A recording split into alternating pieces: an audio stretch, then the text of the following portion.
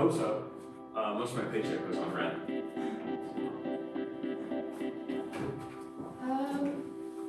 How long is this gonna take? 2 hours or so. I know that's not ideal, but I like to do honest representations in the pieces, so it takes a little bit longer than I like. That's okay. So if you want to get undressed, then we can just get started. Sure.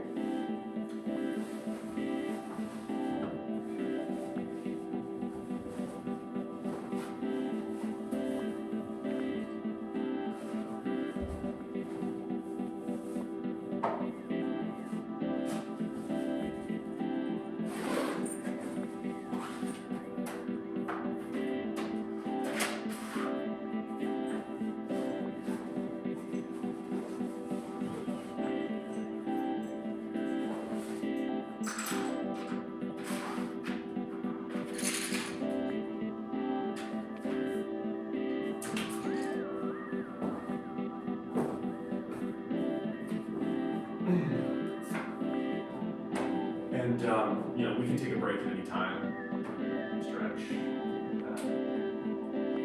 What are you painting? So it's going to be charcoal and pencil. It's kind of etching sort of thing. Those are things. Yeah. Would it be alright if I pose to you? Oh, yeah, please.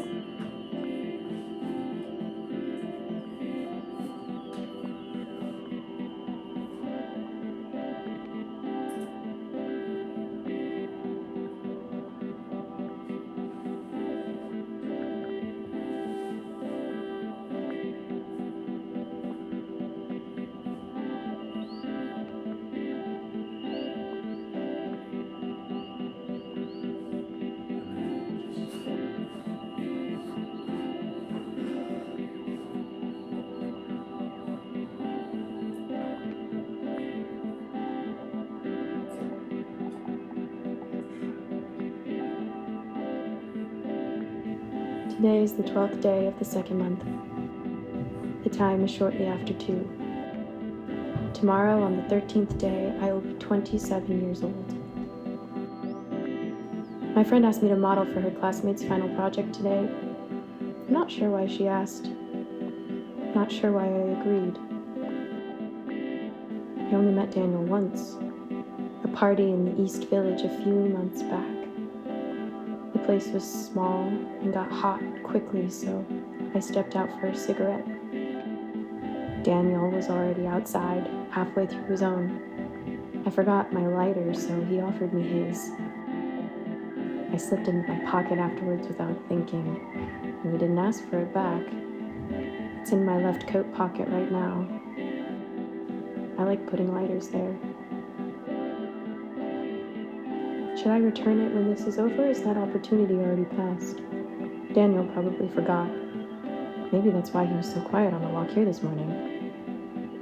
I forgot this was happening and had to push back the day's schedule last minute. What did I intend to do, though? Sit at home pretending to be busy? I wondered how I was supposed to do nothing for 2 hours. When was the last time I had to sit this long without anything to do? The necessity of staying frozen was an entertaining challenge, like someone thinking about their own breathing. Once I thought about how motionless I was. It was all I could think about. Was I frozen enough? Did my muscles twitch and slowly shift? At times they felt fuzzy, and I was unsure if they were moving or not. My arms felt heavy and my back began to ache. The feeling was exhilarating and depressing.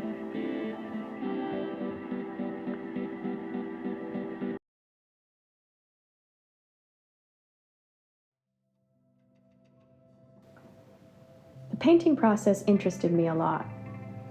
Daniel's hand was in constant motion from the very start. His eyes moved between me and the canvas with electric speed. I thought he was cute. He reminded me of someone. A hazy image of their face appeared on top of Daniel's while I jumped through memories trying to recall. Leo. He reminded me of Leo. They shared the same small dip in the curve of their cheeks.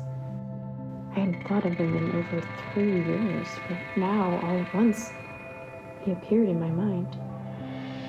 We dated for 2 years at the start of college, orientation lovers. Looking back, the whole relationship seems unbelievable, the past recollections appearing to me as if in a dream, a piece of fiction. Why did we break up?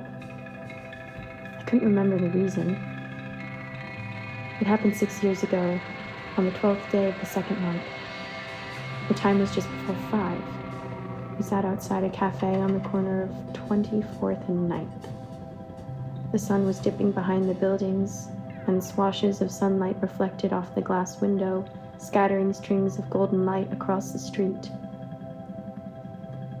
When we finished talking, he turned and smiled, then left. I closed my eyes and drank my tea. I began to cry. My eardrums began to throb, and the wail of a distant siren cried out. In the middle of the intersection were 3 vibrant plane trees standing in one neat row. A sea of patterned shadows were spilled over their branches, its leaves half in sunlight and half in shadow. My thoughts vanished in their slow dance beneath the sinking light. Why are beautiful moments stained by misfortune? The breeze swayed the trees back and forth until they became silhouettes, the spring sun quickly replaced by scattered headlights and neon signs. I wonder if he was doing well. But something was more striking with Daniel's eyes. His passion was evident in his gaze, which I must say I rather liked. Should I? Hey, sorry. Just your head is tilting a little bit, and I was gonna bring it back if that's all right. Okay. No. Thanks.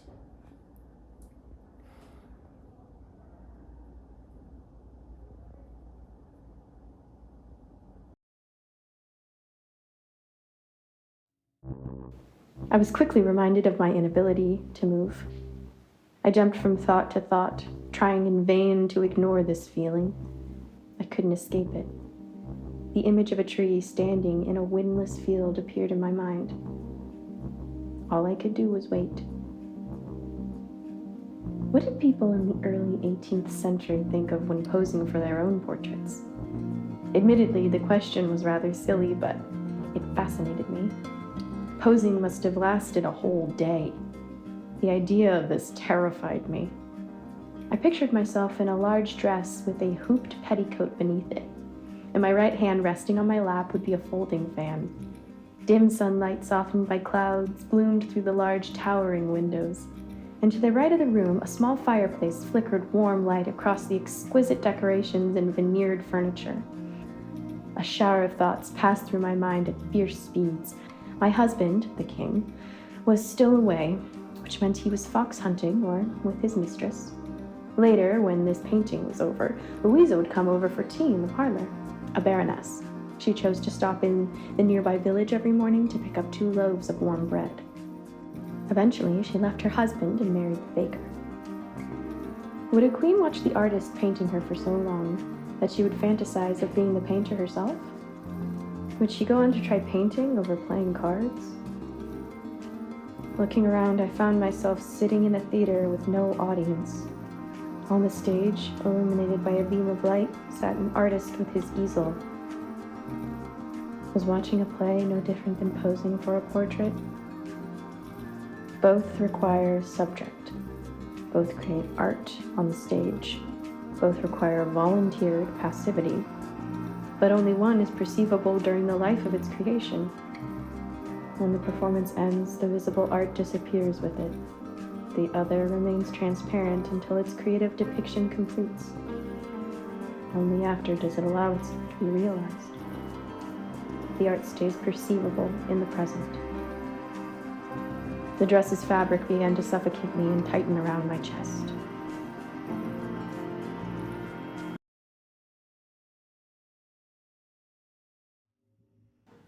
"What do you see in me?" said the daughter.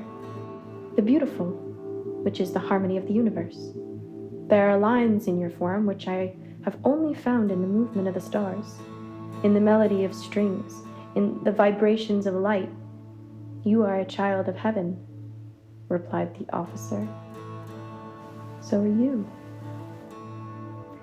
The words from Strindberg's play thundered in my head. When did I read that? Maybe 2 years ago?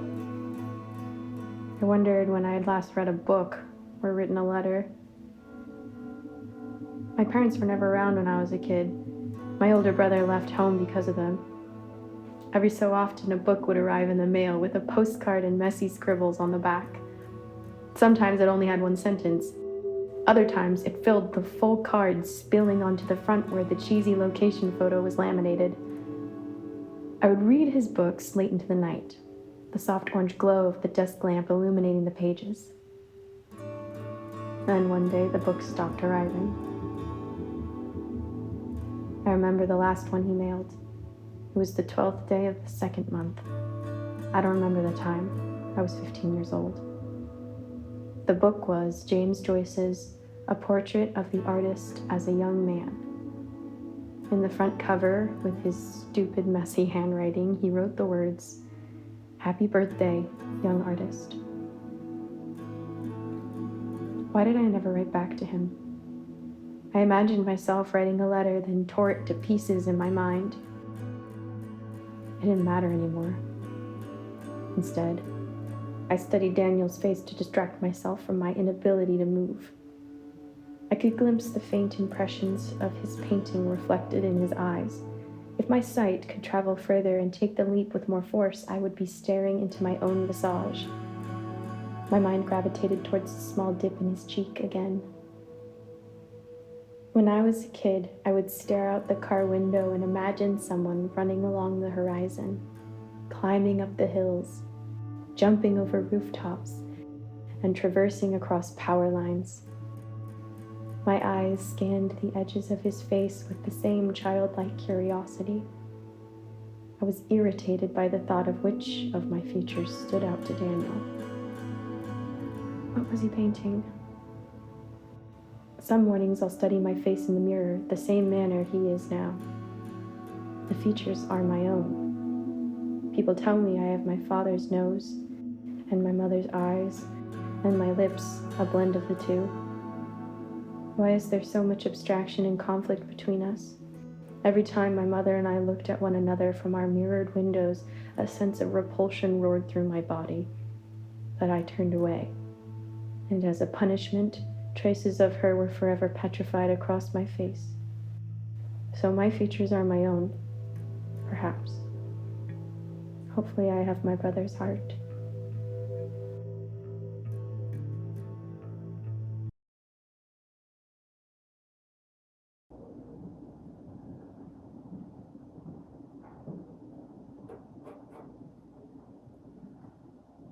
And we're done.